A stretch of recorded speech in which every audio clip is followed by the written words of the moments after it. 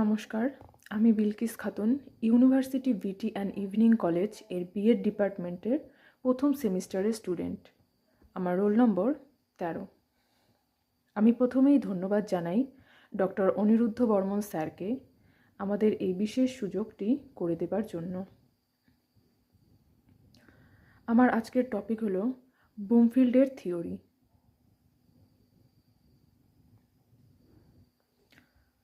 প্রথমেই আমি সূচিপত্রে রেখেছি লেনার্ড ব্লুমফিল্ডের লেখা বই, ব্লুমফিল্ড তত্ত্ব, আচরণবাদ, ভাষা বিশ্লেষণের স্তর, সীমাবদ্ধতা, উপসংহার।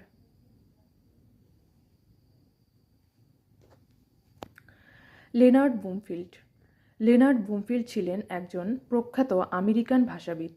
তাকে গঠনমূলক ভাষাবিজ্ঞানের অর্থাৎ স্ট্রাকচারাল লিঙ্গুইস্টিকের জনক বলা হয়।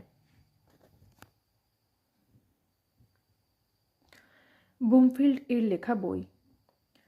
ভাষাতত্ত্ববিদ ও বিশিষ্ট শিক্ষক লেনার্ড ব্লুমফিল্ড নর্থ আমেরিকান ভাষার ওপর সারা জীবন গবেষণা চালিয়ে যান।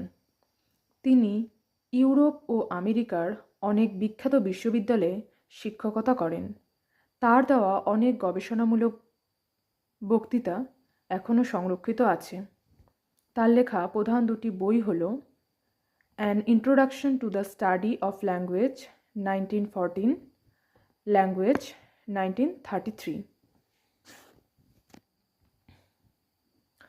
ব্লুমফিল্ডের থিওরি অর্থাৎ ব্লুমফিল্ডের মতে ভাষা হলো মানুষের আচরণের একটি রূপ যা বৈজ্ঞানিকভাবে বিশ্লেষণ করা যায়।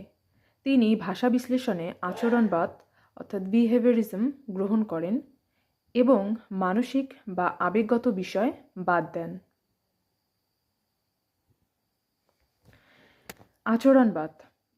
ভাষা শেখা হয় উদ্দীপনা, স্টিমুলাস এবং প্রতিক্রিয়া অর্থাৎ রেসপন্স এর মাধ্যমে। মানুষের মনের ভেতরের চিন্তা বিশ্লেষণযোগ্য নয়, তাই তা উপেক্ষা করা হয়।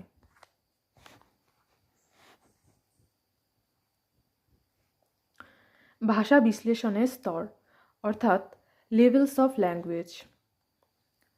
ব্লুমফিল্ড ভাষাকে 3টি স্তরে বিশ্লেষণ করেন: ধ্বনিতত্ত্ব, রূপতত্ত্ব, বাক্যতত্ত্ব। ধ্বনিতত্ত্ব অর্থাৎ ফোনোলজি। ফোনোলজি হলো ধ্বনি বিশ্লেষণ। রূপতত্ত্ব হলো মরফোলজি। মরফোলজি হচ্ছে শব্দ গঠন। বাক্যতত্ত্ব অর্থাৎ সিনট্যাক্স অর্থাৎ বাক্য গঠন। লিমিটেশনস অর্থাৎ সীমাবদ্ধতা। অর্থ ও ভাব উপেক্ষা করা হয়েছে। ভাষার সৃজনশীল দিক ব্যাখ্যা করতে ব্যর্থ। পরে নোয়াম চমস্কি এই তথ্যের সমালোচনা করেন। কনক্লুশন অর্থাৎ উপসংহার।